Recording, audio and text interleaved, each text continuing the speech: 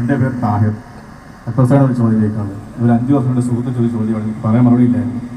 ഇപ്പോൾ ഒരു കുഞ്ഞ് ജനിക്കുമ്പോൾ അവൻ എങ്ങനെ ജനിക്കണമെന്നും എവിടെ വെച്ച് മരിക്കണമെന്നും എങ്ങനെ മരിക്കണം അള്ളാഹ് തീരുമാനിച്ചിട്ടുണ്ട്.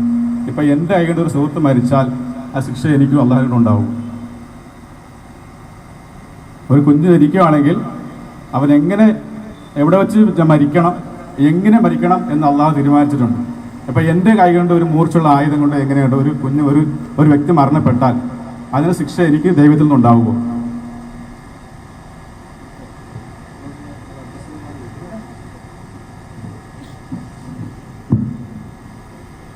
അതെല്ലാം തീരുമാനിച്ചിട്ടുണ്ടെങ്കിൽ പിന്നെ പടച്ചോന് ശിക്ഷിക്കുമോ? അതാണ് ചോദ്യത്തിൻ്റെ ആത്യന്തികമായ തലം അല്ലേ. ഒരു കുഞ്ഞ് എപ്പോൾ ജനിക്കണമെന്നും എങ്ങനെ മരിക്കണമെന്നും എല്ലാം പടച്ചോൻ തീരുമാനിച്ചിട്ടുണ്ട്. പിന്നെ എൻ്റെ കൈകൊണ്ട് ശിക്ഷിച്ചാൽ പിന്നെ എൻ്റെ കൈകൊണ്ട് മരിച്ചാൽ പിന്നെ എന്നെ ശിക്ഷിക്കുമെന്നാണ് എൻ്റെ സുഹൃത്ത് ഇവിടെ ചോദ്യം ചോദിക്കണമെന്ന് പടച്ചോൻ തീരുമാനിച്ചിട്ടുണ്ട്. പിന്നെ വെറുതെ എന്തിനേതുകൊണ്ട് വന്ന് ചോദിച്ച് സത്യത്തിൽ പടച്ചവൻ്റെ തീരുമാനത്തെക്കുറിച്ചുള്ള ധാരണ പിശകിൽ നിന്നാണ് ഇത്തരം വിഷയങ്ങളെല്ലാം വരുന്നത്.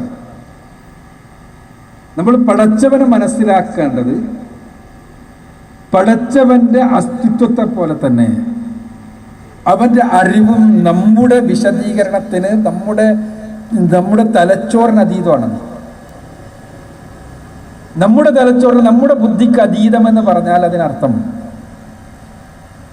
നമുക്ക് ആ അറിവിനെ കുറിച്ച് വിശദീകരിക്കാൻ കഴിയില്ല എന്നാണ്. പടച്ചവന്റെ അറിവ് 3 കാലത്തെയും ഉൾക്കൊള്ളുന്നു എന്ന് പറയുമ്പോൾ കാലം എന്നുള്ളത് കൃത്യമായിട്ട് മനസ്സിലാക്കുക. കാലം എന്നുള്ളത് ഈ പ്രപഞ്ചത്തിന്റെ ഭാഗമാണ്. ടൈം സ്പേസ് കോണ്ടിന്യൂം ആണ് നമ്മൾ ഫിസിക്സ് പറയാം, സ്ഥലകാല നൈരന്തര്യം. കാലം പ്രപഞ്ചം തുടങ്ങിയതിന് ശേഷം മാത്രമുള്ളൊരു പ്രതിഭാസമാണ്, നമ്മുടെ അനുഭവത്തിൽ മാത്രമുള്ളൊരു സാധനം. അള്ളാഹുവിൻ്റെ അറിവിന് കാലം ബാധകമല്ല. അള്ളാഹുവിൻ്റെ അറിവിൽ എന്നും എല്ലാം എല്ലായ്പ്പോഴും ഉണ്ട്. ആ എന്നും എല്ലാം എല്ലായ്പ്പോഴും എന്നാണ് നമ്മുടെ വ്യവഹാര ഭാഷയിൽ പറയുന്നതാണ്. ആ ഭാഷ പോലും കാലനിബദ്ധമാണ്, കാലത്തിൻ്റെ ഉള്ളിലുള്ളതാണ്.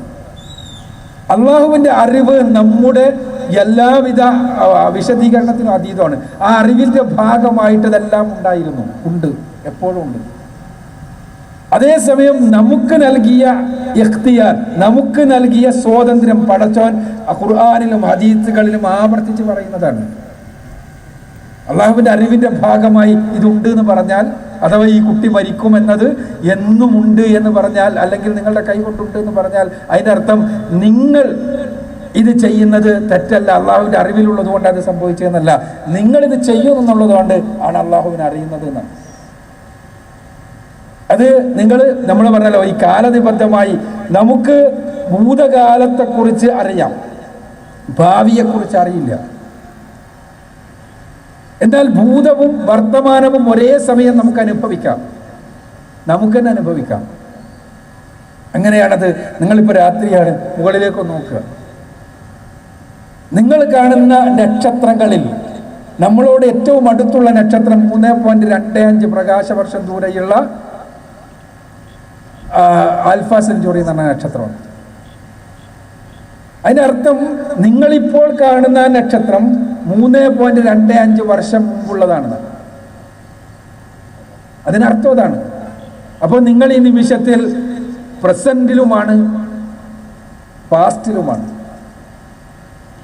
നിങ്ങൾ ഈ നിമിഷത്തിൽ നിങ്ങളുടെ കാഴ്ചയിൽ 3.25 കൊല്ലം മുമ്പുള്ള കാഴ്ച നിങ്ങൾ കാണുന്നു. ഇപ്പോൾ ഉള്ള കാഴ്ച അല്ല അത്. ഇപ്പൊ ആ നക്ഷത്രം അവിടെ അല്ല ഉള്ളത്. കുറച്ചുകൂടി കൃത്യമായിട്ട് മനസ്സിലാക്കാൻ 1400 പ്രകാശവർഷം മുമ്പുള്ള ഒരു സൂപ്പർനോവ അടുത്ത് കണ്ടിരുന്നു. 1400 പ്രകാശവർഷം മുമ്പുള്ള സൂപ്പർനോവ എന്ന് പറഞ്ഞാൽ, സൂപ്പർനോവ എന്ന് പറഞ്ഞാൽ നക്ഷത്രം ചത്തുപോണ, നക്ഷത്രം കത്തിക്കരിഞ്ഞു പോണതാണ്. 1400 വർഷങ്ങൾക്ക് മുമ്പ് ആ നക്ഷത്രം കരിഞ്ഞു പോയി. ആ കരിഞ്ഞതാണ് നമ്മളിപ്പോൾ കണ്ടത്. ഇപ്പൊ ആ നക്ഷത്രം തന്നെയല്ല. ഞാൻ പറയുന്നത്, നമ്മൾ ആകാശത്തിലേക്ക് നോക്കുമ്പോൾ ഒരേ സമയം ഇപ്പോഴുള്ളതും ഭൂതകാലത്തിലുള്ളതും കാണുന്നു. പടച്ചവൻ ഒരേ സമയം ഭാവി കാലം കൂടി കാണുന്നു. ഞാൻ മനസ്സിലാക്കുന്ന ഭാഷയിൽ പറയാൻ വേണ്ടി ശ്രമിച്ചതാണ്. പടച്ചവന്റെ അറിവ് 3 കാലത്തെയും ഉൾക്കൊള്ളുന്നു. അത് നമ്മുടെ പ്രവർത്തനങ്ങളെ ബാധിക്കുകയല്ല, മറിച്ച് നമ്മൾ ചെയ്യുമെന്നുള്ളത് കൊണ്ട് പടച്ചവൻക്ക് അറിവുണ്ടായി. ഇതൊരു സാധാരണ നിലക്ക്, പ്രത്യേകിച്ച് വിധിവിശ്വാസമായിട്ട് ബന്ധപ്പെട്ട കാര്യങ്ങൾ സാധാരണ നിലക്ക് ഇങ്ങനെ വ്യവഹാര ഭാഷയിൽ പറയൽ പ്രയാസമാണ്. മനസ്സിലാക്കാൻ വേണ്ടി ഒരു ചെറിയൊരു ഉദാഹരണം പറയാം. മനസ്സിലാക്കാൻ വേണ്ടി പലപ്പോഴും സങ്കീർണമായി കരുതുന്ന അല്ലെങ്കിൽ സങ്കീർണത ഉണ്ടാക്കാൻ ശ്രമിക്കുന്ന ഒരു വിഷയമാണെന്നുള്ളതുകൊണ്ടാണ് ഞാൻ കുറച്ച് വിശദീകരിക്കുന്നത്. ഒരു പ്രൊഫസർക്ക് 10 സ്റ്റുഡൻസ് ഉണ്ട്. അദ്ദേഹം ഓട്ടോണമസ് കോളേജിലാണ്. അദ്ദേഹത്തിൻ്റെ 10 സ്റ്റുഡൻസ്. ആ സ്റ്റുഡൻസിന് പരീക്ഷയ്ക്ക് മുമ്പ് അദ്ദേഹം ഒരു പേപ്പറിൽ എഴുതുന്നു, 5 പേർ ജയിക്കും, 5 പേർ തോൽക്കും. എന്നിട്ട് ആ പേപ്പർ മടക്കുന്നു, സീൽ ചെയ്യുന്നു, പ്രിൻസിപ്പളിനെ ഏൽപ്പിക്കുന്നു. ഇതൊന്നും കുട്ടികൾ അറിയണില്ല. കുട്ടികൾ പരീക്ഷ എഴുതുന്നു, ഇതേപോലെ സംഭവിക്കുന്നു. അദ്ദേഹം കുട്ടികളെല്ലാം വിളിച്ചു വരുത്തുന്നു, ഈ പേപ്പർ എടുക്കുന്നു, എന്നിട്ട് തുറന്ന് കാണിച്ചു കൊടുക്കുന്നു, ഇത് കണ്ടില്ലേ, ഞാൻ പറഞ്ഞതുപോലെ സംഭവിച്ചു. അപ്പോൾ തോറ്റൊരു കുട്ടി പറയാമെന്ന് വിചാരിക്കുക, നിങ്ങൾ എഴുതി വെച്ചോണ്ടാണ് ഞാൻ തോറ്റത്. അപ്പോൾ പ്രൊഫസർ പറയുന്നു, അല്ല, നിങ്ങളെ ഞാൻ മനസ്സിലാക്കിയതിൻ്റെ അടിസ്ഥാനത്തിൽ ഞാൻ എഴുതി വെച്ചു. ഇത് എഴുതി വെക്കാനുള്ള കഴിവ് എന്നത് നിങ്ങളെ മനസ്സിലാക്കിയത് കൊണ്ട് ഞാൻ എഴുതിയതാണ്. അത് എഴുതിയത് കൊണ്ടല്ല അവർ തോറ്റത്, അവർ തോൽക്കും അദ്ദേഹം മനസ്സിലാക്കിയത് കൊണ്ട് എഴുതി വെച്ചതാണ്. ഇത് കാലനിബദ്ധമല്ലാത്ത രൂപത്തിൽ മനസ്സിലാക്കാൻ വേണ്ടി പറയുന്ന ഒരു ഉദാഹരണം മാത്രമാണ്. അള്ളാഹുവിൻ്റെ അറിവ് 3 കാലത്തിലും ഉൾക്കൊള്ളുന്നതാണ്. നമുക്ക് പ്രവർത്തിക്കുവാനുള്ള സ്വാതന്ത്ര്യം നൽകിയിട്ടുണ്ട്. ആ സ്വാതന്ത്ര്യം ഉപയോഗിച്ച് നമ്മൾ കത്തിയെടുത്താൽ, കുത്തിയാൽ തീർച്ചയായും നമ്മളാണ് അതിൻ്റെ ഉത്തരവാദി. അത് അള്ളാഹുവിൻ്റെ അറിവിലുള്ളത് കൊണ്ടല്ല നമ്മളത് ചെയ്തത്, മറിച്ച് നമ്മളത് ചെയ്യുമെന്നുള്ളത് കൊണ്ടാണ് അള്ളാഹുവിൻ്റെ അറിവിലുണ്ടായത് എന്നാണ് ചുരുക്കത്തിൽ അതിനുള്ള ഉത്തരം.